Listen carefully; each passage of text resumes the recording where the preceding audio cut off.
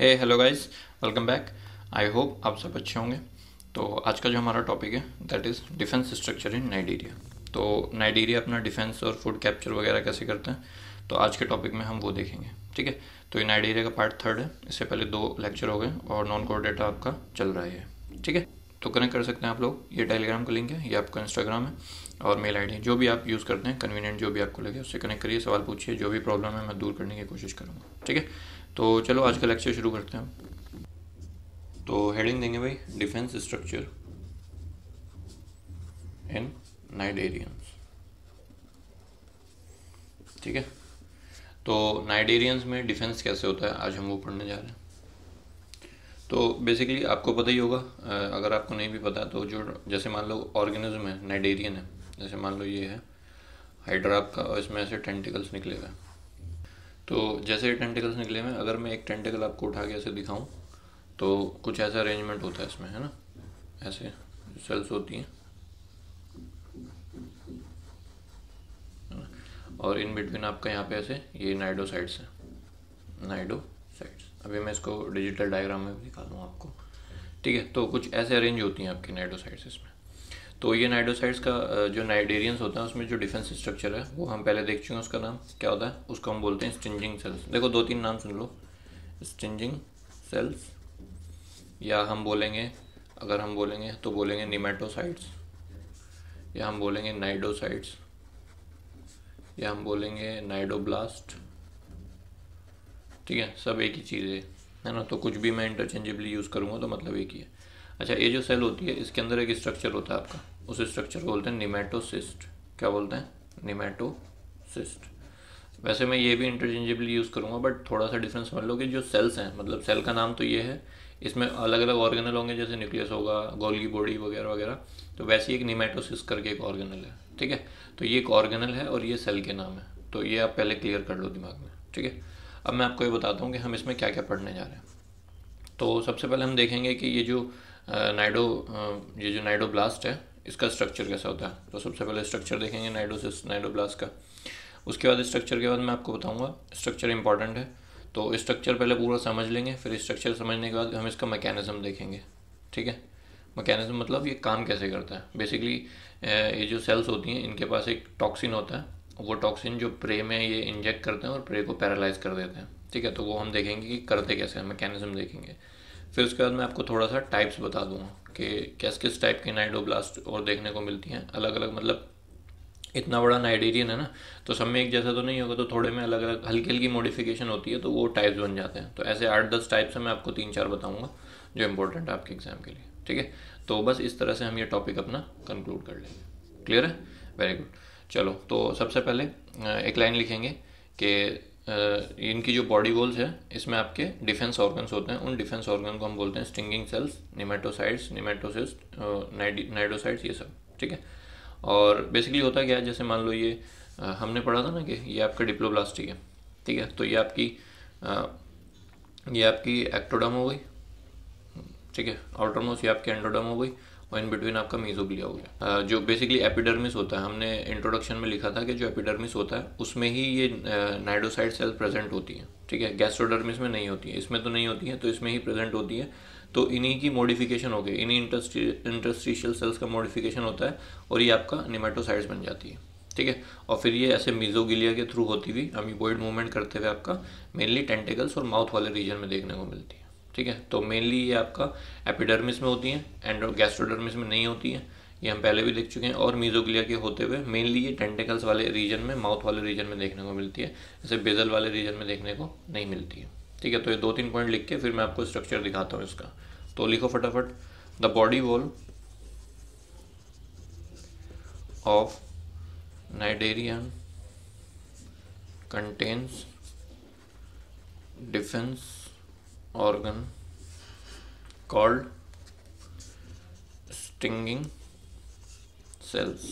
ठीक है, या निमेटोसाइट्स या नाइडोसाइट्स। ठीक है, और इसी वजह से इनका नाम नाइजीरियन पड़ा है। ठीक है भाई, ये मैं पहले भी बता चुका हूँ आपका। उसके बाद एक पॉइंट लिखेंगे कि cnidoblast develop only from modified interstitial cells of epidermis, ठीक है, and are not found in gastrodermis, ठीक है भाई। गैस्ट्रोडर्मिस में नहीं होती, एपिडर्मिस में ही होती, क्योंकि डिफेंस का काम आपका बाहर वाला पार्ट करेगा। उसके बाद these cnidoblast move to the tentacles through mesoglea by, क्या बताया था मैंने आपको, अमीबॉइड मूवमेंट व्हेन मैच्योर्ड, ठीक है। तो जब ये मैच्योर हो जाती हैं, यहीं पे बनेंगी, यहीं पे मैच्योर होंगी, और जब मैच्योर हो जाएंगी तो ये मूव कर जाएंगी आपका टेंटिकल्स और माउथ वाले रीजन में, ठीक है। अब एक काम करो, पहले डायग्राम देखो, डायग्राम में आपका स्ट्रक्चर मैंने अच्छे से बताता हूँ आपको, और फिर उसके बाद मैं उसको लिखवाऊँगा, ठीक है। देखो भाई, पहले मैं आपको ये डायग्राम दिखाता हूँ, ये स्ट्रक्चर देखेंगे आप, ठीक है। तो देखो, सबसे पहले दिस इज नाइडोसाइट, ठीक है। तो नाइडोसाइट का स्ट्रक्चर कैसे लग रहा है आपको? आप बोल सकते हो सर राउंडेड या ओवल टाइप लग रहा है, मैं बोलूँगा बिल्कुल सही। फिर आप बोलोगे सर इसमें तो हमें ना न्यूक्लियस बेस में दिख रहा है, सेल के बेस में, तो आप मैं बोलूँगा बिल्कुल सही बेटा, बेसल न्यूक्लियस है, ठीक है। फिर आप बोलोगे सर इसके अंदर हमें एक ही ना ये ऐसे, ये इसको हम बोलते हैं ओवल शेप लग रहा है अभी, या पायरीफॉर्म शेप भी बोल सकते हो। तो ये ओवल या पायरीफॉर्म शेप का एक ब्लैडर टाइप दिख रहा है, जिसको हम बोल देंगे स्टिंजिंग कैप्सूल, और इसको हम निमेटोसिस भी बोलते हैं, इसी की हम बात कर रहे थे, ठीक है। पहले ये डायग्राम देखो, फिर इसको दिखाता हूँ। और इसमें आप देखोगे एक छोटा सा ये बल्ब, इसको बल्ब बोलते हैं, ठीक है। तो ये जो बल्ब है ये काइटिन का बना हुआ है, और इस बल्ब के अंदर आपका पॉइजनस फ्लूइड भरा हुआ है, ठीक है। यहाँ पे आपका पॉइजनस फ्लूइड भरा हुआ है, जिसको आप हाइपोटॉक्सिन बोल रहे हैं, ठीक है भाई। अब आप इस बल्ब को अगर देखेंगे तो इस बल्ब के एक एंड पे, इस वाले एंड को देखो, यहाँ पे एक जो ये शाफ्ट, यहाँ पे ये शाफ्ट फॉर्मेशन कर रहा है, ठीक है। तो यहाँ पे जो फिलामेंट्स है ना, ऐसे करके नैरो हो गया और थ्रेड लाइक स्ट्रक्चर बना रहा है यहाँ पे। देखो मैं आपको इसको क्लियर करके दिखाता हूँ एक बार, ठीक है। तो ये आपका जो है यहाँ पे, ये यहाँ से ऐसे नैरो डाउन हुआ और फिलामेंट लाइक स्ट्रक्चर बना लिया, इसको हम बोलते हैं थ्रेड ट्यूब। अब यहाँ से जो निकल रहा है ये थ्रेड ट्यूब है, ठीक है। और ये थ्रेड ट्यूब जो है ये आपका मतलब ये आपका शाफ्ट बना रहा है यहाँ से थोड़ा सा स्वेलन होके, और फिर ये जो थ्रेड ट्यूब है ये आपका पूरा इस बल्ब के अराउंड जो है वो कॉइल कर गया, देखो ऐसे पूरा कॉइल कर गया ना इसके अराउंड। तो ये आपका यहाँ पे ऐसे कॉइल कर गया, ठीक है, ठीक है। तो ये आपका यहाँ पे ऐसे कॉइल्ड हो गया। अब कॉइल्ड होने के बाद आप देख रहे हो यहाँ पे ये ऐसे, ये यहाँ पे देखो। तो जब क्या होता है, इसके ये जो कवर है आपका, ये एक ओपरक्यूलम से कवर्ड है, इसको हम लीड बोलते हैं, है ना। मतलब इसकी कवरिंग है ताकि इसके अंदर आपका कोई एंटर ना हो जाए और ये बाहर ना निकल पाए, तो इसको बाहर से निकलने के रोकने के लिए कवरिंग है इसके पास। अब देखो ये आपका रेस्टिंग स्टेज में, और यहाँ पर जो एक साइड में निकला हुआ है इसको हम बोलते हैं नाइडोसिल या ट्रिगर, ठीक है। तो एपिडर्मिस से बाहर एक पॉइंटेड सा स्ट्रक्चर है जो आपका बेसिकली मतलब ट्रिगर का काम करता है, मतलब इसी के कांटेक्ट में जब कोई फूड स्टिमुलस वगैरह कुछ आएगा ना तो ये ट्रिगर हो जाता है, और फिर ये ट्रिगर होकर कुछ ऐसा दिखता है। इस वाली को देखो अब, तो ये जो अंदर जितना भी स्ट्रक्चर पड़ा था अब ये ऐसे बाहर निकल आया। तो अब देखो ये वाला पार्ट यहाँ पे था पहले, यहाँ पे, तो ये उल्टा जब निकला तो पूरा का पूरा ऐसे। तो इसके अंदर जो आप ये देख रहे थे ना, इसको हम बोलते हैं बाब्स, ठीक है। ये जो पॉइंटेड है, स्टाइलेट्स भी बोलते हैं इनको, बाब्स बोलते हैं। तो ये 3 होते हैं ऐसे आपके, ठीक है। तो 3 बाब्स होते हैं, और इसके अराउंड जो ये छोटे छोटे हैं इसको हम बारब्यूल्स बोलते हैं। जैसे माइनर बाब्स इसने लिखा है ना, तो ऐसे इनको हम बारब्यूल्स बोलते हैं। तो ये आपके बाहर आ जाते हैं। देखो ये लीड जो है ये ओपन हो गई, ये जो कवर था आपका यहाँ पे ये ऐसे खुल गया, तो ये इसका बाहर निकल आया। और बाहर निकल आने के बाद ये जो आपका कोइल्ड थ्रेड था, तो ये कोइल्ड थ्रेड आपका ये होलो होता है वैसे, तो कोइल्ड थ्रेड आपका बाहर आ गया। और बाहर आने के बाद ये जो पॉइंटेड है यहाँ से ये आपका प्रे को जो भी है मतलब डैमेज करेगा या तो कैप्चर करेगा, जो भी करेगा, ठीक है। तो ये कुछ इस तरह से आपका इसका स्ट्रक्चर होता है। क्लियर हो गया? एक डायग्राम और दिखाता हूँ। देखो इसमें भी देख सकते हो आप कि ये आपका ट्रिगर है ना, ये ओपरक्यूलम क्लोज्ड है आपका यहाँ पे, ये स्टाइलेट्स हैं जो आपके बाब्स थे, है ना, ग्रीन वाले। फिर ये निमेटोसिस कैप्सूल हो गया, ये आपका है ना जो पीछे मैंने दिखाया, कोइल थ्रेड ट्यूब हो गई, ये थ्रेड ट्यूब है, हाइपोटॉक्सिन भरा हुआ है यहाँ पे, ये साइटोप्लाज्म हो गया आपका सेल का, है ना, इसमें न्यूक्लियस है। और इस साइटोप्लाज्म में अदर स्ट्रक्चर भी होंगे जैसे एंडोप्लाज्मिक रेटिकुलम, गोल्गी बॉडीज, है ना, राइबोसोम्स वगैरह, ये सब भी होगा, माइटोकॉन्ड्रिया वगैरह, ठीक है। इधर देख लो ये बाहर निकला हुआ है, तो ये शायद थ्रेड बाहर आ गया, तो ये स्टाइलेट्स है जिसको हमने बाब्स बोला। ये छोटे वाले जो बारब्यूल्स हैं, छोटे स्पाइंस, ये नाइडोसिल है, ये शाफ्ट है आपका, ठीक है, मतलब वही। और बस इसी तरह से आपके साइटोप्लाज्म में न्यूक्लियस है, और ये सपोर्टिंग फाइबर, ये सब देखने की ज़रूरत नहीं है, बस ये डायग्राम देख लो, ठीक है। तो जो अच्छे लगे वो बना लो, ठीक है। यहाँ पे भी देख लो एक बार, तो यहाँ से जैसे ये बाहर निकला तो बाहर निकल रहा है, जैसे देखो ये बाहर, तो यहाँ से आपका इसने वीनम इजेक्ट कर दिया अपना। So this is venom ejection. तो यहाँ पे जो भी प्रे होगा वो पैरालाइज हो जाएगा जब भी आपका वीनम उसके अंदर जाएगा, ठीक है। तो लिख लिया ना भाई। अब देखो इसका मैंने आपको मतलब डायग्राम तो दिखा दिया, अब इसको लिख लेते हैं। तो देखो स्ट्रक्चर में मैंने लिखा कि सबसे पहले जो सेल है, सेल का शेप कैसा है, oval and rounded cell with basal nucleus, nucleus basal में दिखाया था। उसके बाद इट कंटेन्स एन ओवल और पायरिफॉर्म ब्लैडर, ठीक है। जो कैप्सूल था हमारा उसको हमने स्टिंगिंग कैप्सूल बोला या निमेटोसिस बोला, वो भी आपका ओवल पायरिफॉर्म शेप का है ना, ऐसे दिखाया मैंने वीडियो डायग्राम में आपको। फिर दैट निमेटोसिस्ट, उस निमेटोसिस्ट और स्टिंगिंग कैप्सूल के अंदर एक टाइनी बल्ब था, ठीक है, tiny bulb which is made up of chitin, chitin का बना हुआ है। And it is filled with the poisonous fluid called hypnotoxin, तो उसमें पॉइजनस फ्लूइड भरा हुआ है जिसको हमने हाइपोटॉक्सिन बोला, ठीक है। कितना क्लियर हुआ। अब थोड़ा सा बल्ब के बारे में बताता हूँ कि जब उस बल्ब का एक एंड, जो आपका ये वाला एंड है, वो एक्सटेंड हो गया, और एक्सटेंड होने के बाद इसने एक होलो ट्यूब लाइक फिलामेंट बनाया। तो ये जो फिलामेंट आपका जो इसके अराउंड ऐसे कोइल्ड हो गया था, ठीक है। सो कोइल्ड अराउंड द पॉइजनस सेक, ये जो बल्ब है आपका इसके अराउंड कोइल्ड हो गया, और फिर हमने उसको बोल दिया थ्रेड ट्यूब। क्या बोला? Thread tube. फिर इस थ्रेड ट्यूब की हमने बोला कि ये जो थ्रेड ट्यूब है, इसका जो बेस है, यहाँ से ये बेस है, so base of thread tube swollen to form a shaft, ठीक है। इसने शाफ्ट बनाया, और इस शाफ्ट के अंदर, इनसाइड द शाफ्ट, इस यहाँ पे आपने देखा होगा जो शाफ्ट के इस वाले एरिया में तीन बड़े बड़े मैंने आपको दिखाए स्पाइंस, तो तीन लार्ज स्पाइन जिनको हमने बोला बार्ब्स, और उसी तीन के बाद छोटे छोटे ऐसे तीन और थे जिसको हमने बोला बारब्यूल्स, ठीक है। तो तीन माइन्यूट स्पाइंस कॉल्ड बारब्यूल्स, तीन large spines known as barbs, okay. इतना क्लियर है? Very good. अब उसके बाद देखो कि जो शाफ्ट है या फिर आपका एक्सटर्नली कवर्ड है, ठीक है, उसके ऊपर आपने देखा था कि वहाँ पे एक ओपरकुलम था जो उसको कवर करके रखा हुआ था, तो shaft externally covered by the lid called operculum, ठीक है। तो ओपरकुलम से कवर्ड है।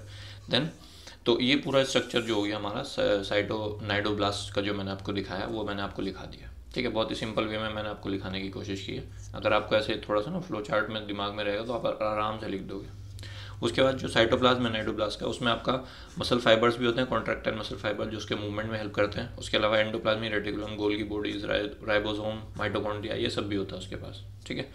और एक एंड पे आपने देखा होगा कि ये वाला जो एंड था, ये मैंने एक पॉइंटेड एंड करके दिखाया था आपको। तो outer end of the cnidoblast projects beyond epidermis, ठीक है। तो एपिडर्मिस से बाहर जाके as a pointed hair like process known as cnidocil और ट्रिगर, ठीक है। तो ये आपका नाइडोसिल भी मैंने आपको बता दिया। अब मैं आपको बताता हूँ कि इसका मैकेनिज्म कैसे है। अच्छा, लोकेशन अगर पूछे कि भाई कहाँ पर है, मतलब मेनली कहाँ पर पाए जाते हैं, तो आप लिख लो कि दीज नाइडोब्लास्ट, लिखो मैं बोल रहा हूँ, लोकेशन में एक पॉइंट लिख लो, इसके बाद लोकेशन डाल के लिख लो कि cnidoblast are mainly found throughout the epidermis, ठीक है, जो मैं आपको पीछे बता चुका हूँ। And are abundant in oral region and the tentacles, ठीक है। तो ओरल रीजन और टेंटिकल्स में ये बहुत ज़्यादा अमाउंट में पाए जाते हैं, ठीक है भाई। तो ये आप अब मैं आपको अगले पेज पे मैकेनिज्म दिखाता हूँ। अच्छा, मैकेनिज्म दिखाने से डिजिटल वे में पहले मैकेनिज्म दिखाता हूँ, फिर उसमें उसको आपको लिखाता हूँ, ठीक है। तो अब इसके बाद मैं आपको मैकेनिज्म दिखा रहा हूँ थोड़ा सा, है ना। तो मैकेनिज्म देखेंगे, जैसे मान लो हाइड्रा है, तो इसके जो टेंटिकल्स हैं, मैंने आपको बोला कि इसमें ही मेनली निमेटोसिस जो हैं, वो निमेटोसाइड सेल जो हैं वो प्रेजेंट होंगी। तो एक निमेटोसाइड देखो ऐसे, ये ऐसे रेंज है, मैंने आपको शुरू में बताया था ऐसे रेंज होंगी। एपिडर्मिस में इसका एपिडर्मिस है, ये वाली एपिडर्मिस इसमें रेंज है। तो ये जो एपिडर्मिस है आपका, इसमें आप देख रहे हो, तो मैं एक इसको मैग्नीफाई होकर दिखाता हूँ। तो ये वो निमेटोसाइड जो हम देख के आगे पीछे सेम है ना। तो जब मान लो इसको ट्रिगर मिला, तो ये आपका जैसे ट्रिगर मिल जाएगा तो ये ओपरकुलम जो है लिड ये खुल जाएगी, तो पीछे की तरफ हटी है, और इसके अंदर जितना भी मटेरियल है वो सब पूरा बाहर आ जाएगा थ्रेड। तो ये देखो, ये पूरा का पूरा बाहर आया, और ये कैप्चर को इसने ऐसे देखो राउंड राउंड राउंड राउंड, तो इसने कवर कर लिया पूरा, ठीक है। और ये आपके स्पाइंस हैं, जो बाब्स हमने बोला, ये छोटे छोटे बारब्यूल्स हैं, ठीक है भाई। तो ये इस तरह से इसका मैकेनिज्म होता है। तो अगर मैं आपको इसको प्रॉपर मतलब उसमें बताऊं कि जैसे हम लिखेंगे इसको, तो मैं एक बार उस वे में भी आपको बता देता हूँ कि देखो कि सबसे पहले क्या होगा, ये आपका रेस्टिंग स्टेज में पड़ा होगा। तो रेस्टिंग स्टेज में आपका ये इम्परमिएबल होता है वाटर के लिए, जो नाइडोसाइट है ना आपका, ये इम्परमिएबल होती है। तो जैसे ही आपको इसको ट्रिगर मिलेगा तो ये आपका परमिएबल हो जाती है। तो परमिएबल होने के बाद आपका मतलब या तो फूड से या प्रे के टच से, किसी भी चीज़ से ये ट्रिगर हो जाएगा आपका। तो ट्रिगर होने के बाद क्या होगा आपका, इसमें बहुत ज़्यादा पानी भरने लग जाएगा, ठीक है। इसमें वाटर की एंट्री होने लग जाएगी। वाटर की एंट्री होने के बाद ये जो कैप्सूल है आपका, इसमें हाइड्रोस्टैटिक प्रेशर इंक्रीज़ हो जाएगा, और जब हाइड्रोस्टैटिक प्रेशर इंक्रीज हो जाएगा तो वो हाइड्रोस्टैटिक प्रेशर पुश करेगा, इस पर प्रेशर लगाएगा लिड पे, ये जो लिड है ना ओपरक्यूलम, इस पर प्रेशर लगाएगा और ये आपका ओपन हो जाएगी। तो जैसे इस पर अंदर से प्रेशर लगेगा, मतलब एक तरह से एक्सप्लोजन समझ लो कि अंदर बहुत ज़्यादा पानी भर गया, हाइड्रोस्टैटिक प्रेशर है, उसने इसको प्रेशर के साथ निकाला तो ये आपका पूरा खुल गया। ठीक है, तो ये आपका जब खुल गया तो खुलने के बाद ये क्या होगा, जो जो थ्रेड आपका ये बाहर आ जाएगा। ठीक है, और ओपरक्यूलम की ओपनिंग हो गई, निमेटोसिस एक्सप्लोड हो गया और जो कोइल्ड थ्रेड है वो आपका बाहर आ गया। और बाहर आने के बाद जो बार्स और बारब्यूल्स हैं वो अनफोल्ड हो गए, क्योंकि अंदर ये भी फोल्ड पड़े हुए थे। और फिर इसने क्या करा, कैप्चर करा प्रे को और इसके अंदर अपना जो हाइपोटॉक्सिन है उसको डाल दिया, इंजेक्ट कर दिया, तो ये आपका पैरालाइज हो गया। ठीक है भाई, तो इस तरह से अभी हम इसको लिखते हैं। तो देखेंगे भाई मैकेनिज्म। तो रेस्टिंग स्टेज में जो आपका कैप्सूल होता है वो इम्परमिएबल होता है वाटर के लिए। क्यों इम्परमिएबल होता है, क्योंकि जो अंदर होता है ना वहाँ पे बहुत ज़्यादा हाई ऑस्मोटिक प्रेशर होता है। जो इनसाइड द कैप्सूल है वहाँ पर बहुत ज़्यादा हाई क्या बोलते हैं ऑस्मोटिक प्रेशर होता है। और ये ऑस्मोटिक प्रेशर हाइपोटॉक्सिन जो उसके पास है ना उसकी वजह से होता है, जो आपका बेसिकली वाटर के लिए हाइपरटोनिक है। मतलब थोड़ा सा बेसिकली केमिस्ट्री उसमें मत जाओ, बस ये समझ लो कि जो कैप्सूल वॉल है वो इम्परमिएबल है वाटर के लिए।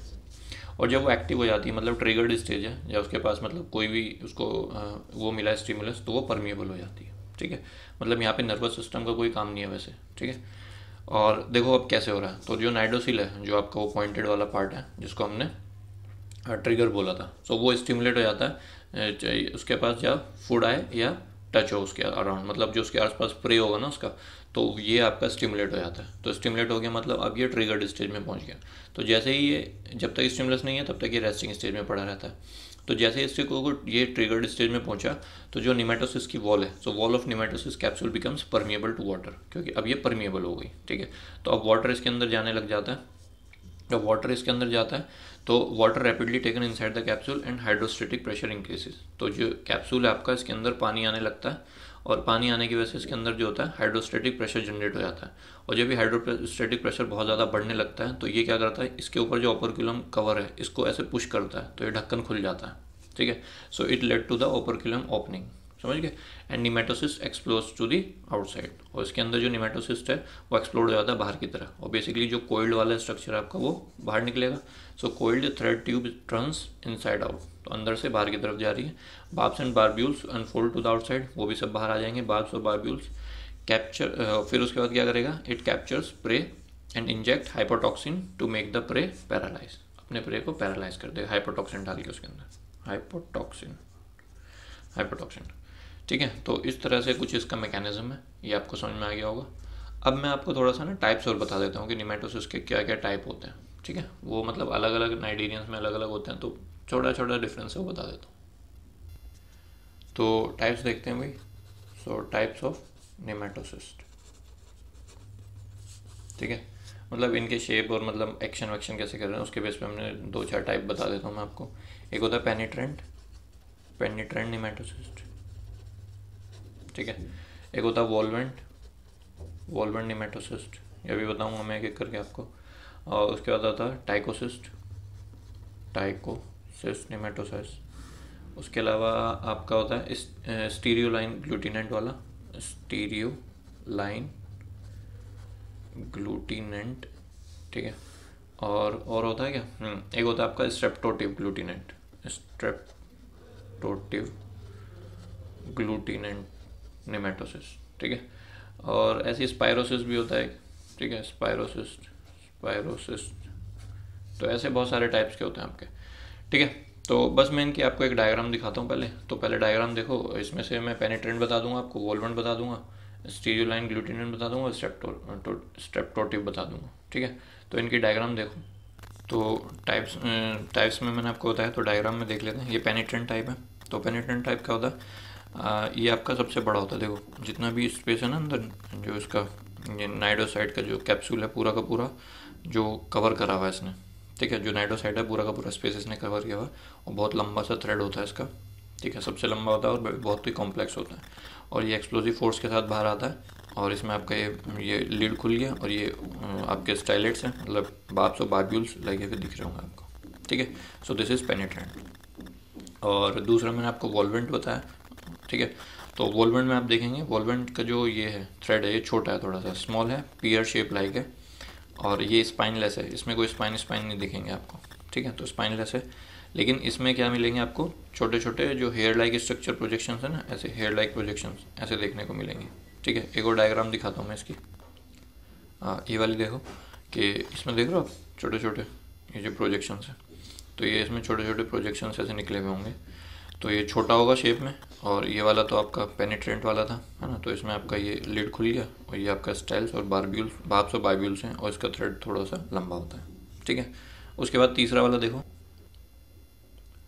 तो ये देखेंगे आप स्टीरियो लाइन आप देखेंगे, है ना। तो इसका जो थ्रेड होता है वो थोड़ा छोटा होता है as compare to this one, तो थोड़ा छोटा होता है और इलोंगेटेड होता है हल्का सा, है ना। और इसमें शाफ वाफ नहीं होता, देखो यहाँ पे कोई शाफ वाफ नहीं दिखेगा आपको, जैसे उसमें यहाँ पे शाफ दिख रहा है ना, ये तो इसमें कोई शाफ नहीं होता। ऐसा कैसे निकलता, कोई स्पाइंस वगैरह कुछ भी नहीं है इसमें, ना स्पाइन, ना बार्ब्स है, ना बार्ब्यूल्स, कुछ भी नहीं होता, है ना। मतलब बहुत ही सिंपल सा होता है ये स्ट्रेप्टोलाइन, स्टीरियो लाइन वाला। अगर आप स्ट्रेप्टोलाइन वाला देखेंगे तो ये थोड़ा सा ना, ये हल्का सा सिलेंड्रिकल होता है शेप में, है ना। और जो इसका शाफ्ट होता है बहुत ही पतला छोटा सा शाफ्ट है, देखो यहाँ पे बहुत ही छोटा सा शाफ्ट है, और इसमें पूरे के पूरे इसमें आपका छोटे छोटे स्पाइंस निकले हुए हैं, है ना। तो ये छोटे छोटे स्पाइंस आपके इसके अटैचमेंट में हेल्प करेंगे। ठीक है, दूसरी डायग्राम भी दिखा देता हूँ। तो ये देखो, ये वाला आपका स्टीरियो लाइन वाला है ना, इसमें कोई शाफ्ट नहीं है, बस ये ऐसे कैसे निकला बेचारा, छोटा सा है।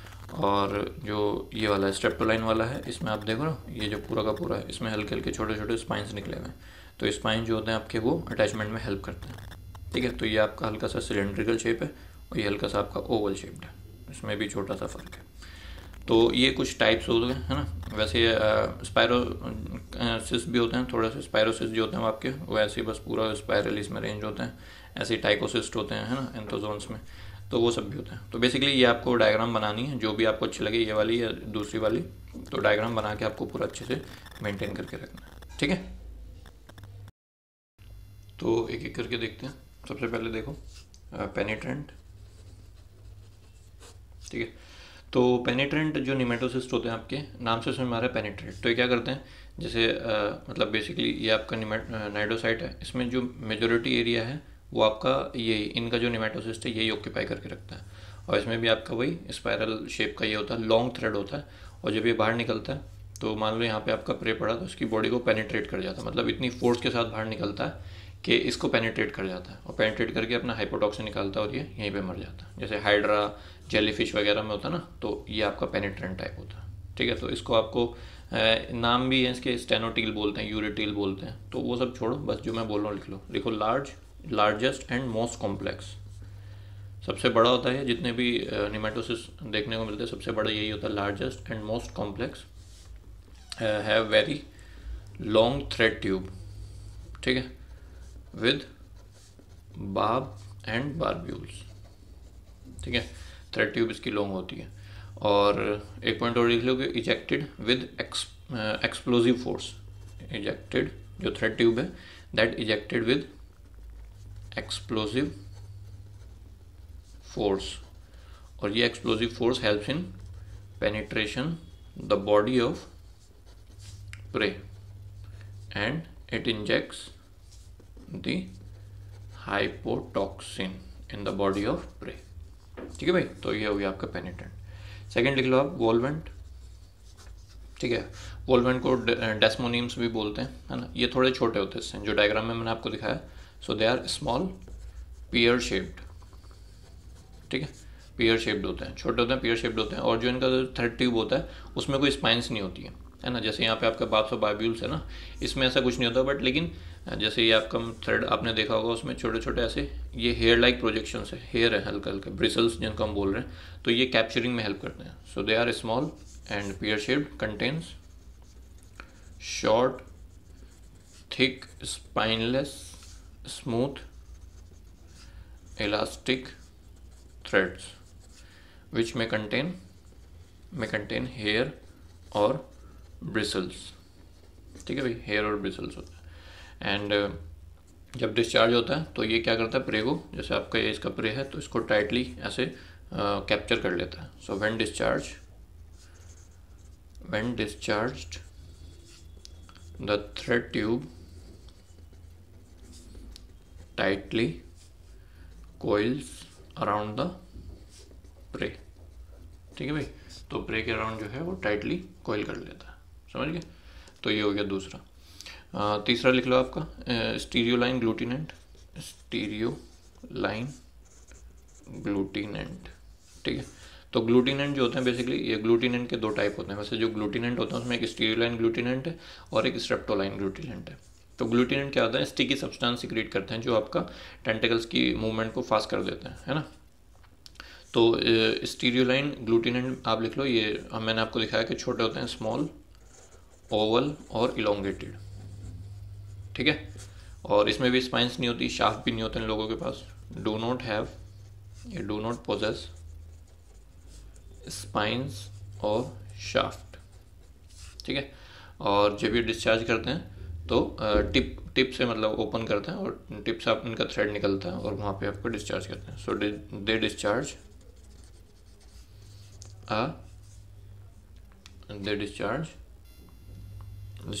a straight